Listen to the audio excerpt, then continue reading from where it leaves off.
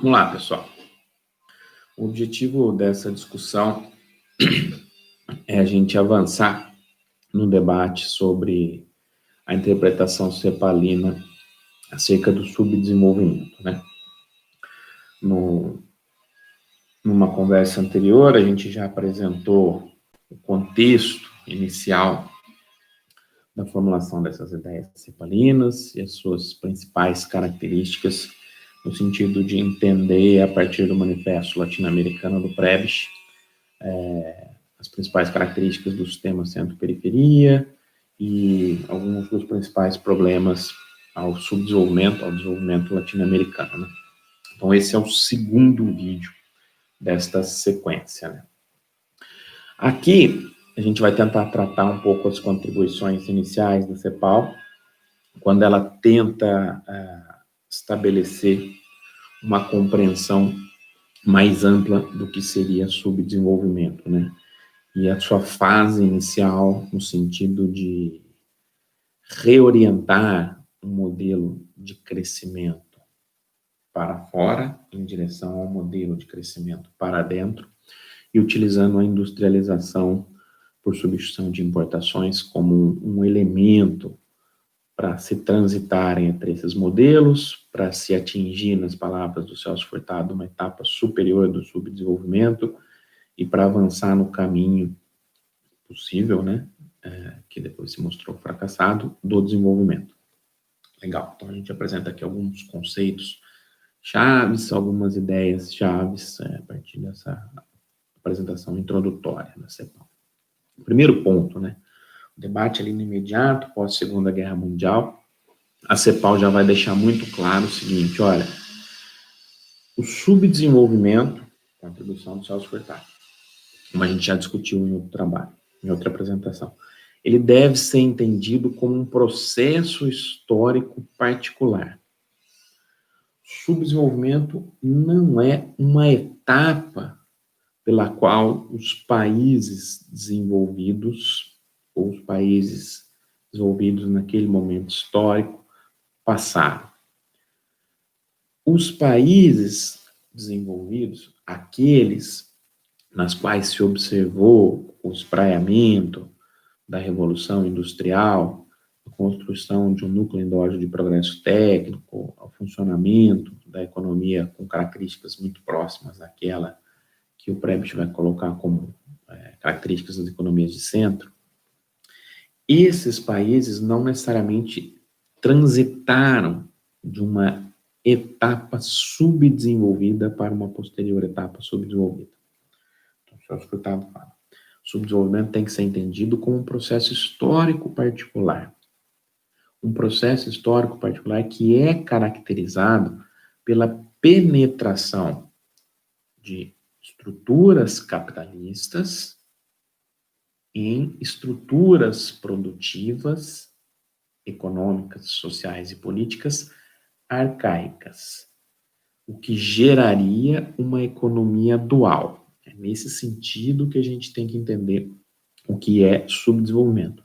Então, o subdesenvolvimento nasce como resultado da penetração das estruturas produtivas capitalistas dos países no centro, nos países da periferia, dando origem a essa definição inicial, depois ele vai avançar para complexificar um pouco mais essa definição, dando origem a uma economia marcada essencialmente pela heterogeneidade.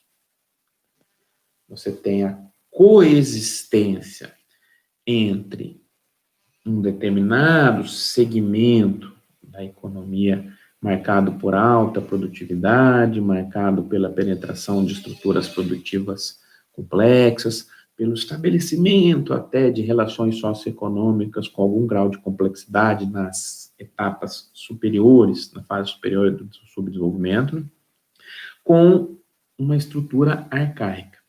Essa heterogeneidade tem um caráter disseminado na economia periférica, disseminado para a dimensão setorial, pela dimensão regional, pela dimensão social. Então, primeira grande contribuição desse debate inicial, apresentando aqui as principais contribuições, né? É entender o subdesenvolvimento, contextualizar esse subdesenvolvimento, definir esse subdesenvolvimento, como a gente já fez em outro vídeo, que só estou retomando muito rapidamente, né?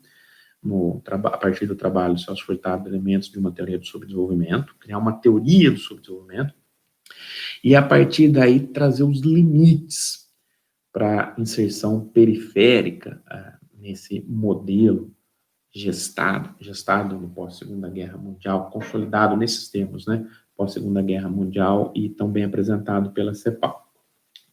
No contexto lá do surgimento do debate sobre desenvolvimento econômico como uma disciplina autônoma, a CEPAL já vai se posicionar numa perspectiva crítica, como a gente já debateu, uma perspectiva crítica à ideia do monoeconomismo, da convergência, a ideia da utilização da integração internacional a partir das vantagens comparativas como um elemento para se buscar a convergência, como está discutido ali no primeiro vídeo dessa série, mas aqui, nos anos 50, ela já vai colocar com mais clareza o seguinte, olha, a ideia de etapas, a ideia etapista, a ideia teleológica, presente lá nas contribuições do Rostow, é uma ideia errada. Não há, obviamente, a naturalização de fenômenos sociais. Então, contribuição forte da CEPAL.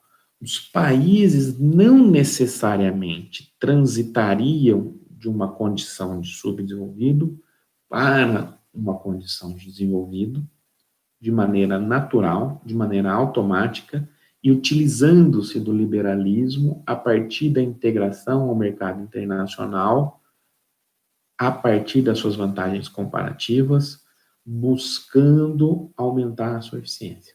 Esse é um ponto que já é interditado no debate logo de cara, a partir da leitura da CEPAL. Então, não há uma ideia etapista. Logo, se não há uma ideia etapista, a gente precisa entender quais são as possibilidades de atuação para se superar o subdesenvolvimento, a partir do método histórico-estruturalista, como a gente já apresentou. Olha só como eu estou estruturando as contribuições da CEPAL ao debate, certo? Então, não há um etapismo, e, além disso, o subdesenvolvimento deve ser compreendido a partir de elementos históricos próprios. Preciso criar uma teoria para entender a forma de reprodução do subdesenvolvimento. Ele não é apenas uma condição quantitativamente inferior de alguns países. Nesse sentido, a CEPAL vai falar, olha, eu preciso entender quais são essas características do subdesenvolvimento. Preciso entender, a partir do método do planejamento, como atuar politicamente para superar esse subdesenvolvimento. Olha, estou colocando uma questão de arbitrariedade no sentido de decisão sobre qual deve ser meu caminho para superar o subdesenvolvimento em termos de formulação de política. E não colocando uma visão que naturaliza fenômenos sociais. Ok. Nesse cenário, feita essa breve introdução, a CEPAL vai falar, olha, dada essa lógica da formulação de um sistema centro-periferia, quando eu falo que a CEPAL, eu quero dizer diversos trabalhos de economistas, publicistas, que orbitam em torno da CEPAL, além das contribuições técnicas, né? Além das contribuições institucionais, né? Mas a CEPAL fala, eu preciso entender o funcionamento do modelo centro-periferia, como a gente já discutiu num vídeo anterior. Legal, preciso entender essas características, preciso entender que essa inserção da periferia no sistema internacional é uma inserção hierarquicamente inferior, é uma inserção subordinada, é uma inserção que relega a periferia em um determinado papel. Então, o primeiro ponto para se tentar avançar na superação desse subdesenvolvimento é a ideia de você reorganizar o seu modelo de crescimento a partir de políticas públicas, dando origem a uma estratégia de superação do subdesenvolvimento, a partir de uma transição, de uma lógica de um crescimento voltado para fora, para um crescimento voltado para dentro. Paulo está tateando nas fases iniciais como entender os elementos do subdesenvolvimento. Primeiro ponto, olha, preciso reorientar a minha estratégia de um modelo que é baseado no crescimento para fora para um modelo que é baseado para dentro. O que significa isso? Vamos discutir daqui a pouco no próximo vídeo.